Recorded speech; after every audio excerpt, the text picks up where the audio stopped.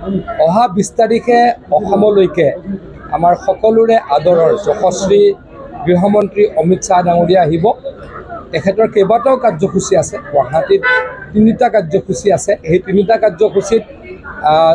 কাৰ্যসূচী আচলতে চৰকাৰী কাৰ্যসূচীত আমাৰ দলৰ বিশেষ কৰিব লগা একো নাই, কিন্তু তেখেতক আমি উষ্ম আদৰণি জনাম।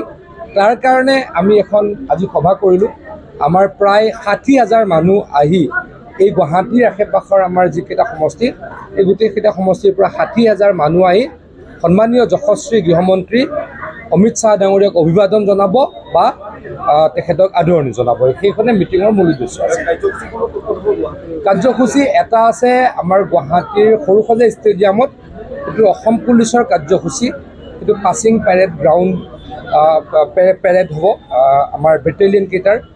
আৰু আমাৰ চৰকাৰে আমি এখন লাচিত বৰফুকনৰ ওপৰত কিতাপ ৰচনা কৰিছিলোঁ, সেইখন বিভিন্ন ভাষালৈকে অনুবাদিত হ'ব।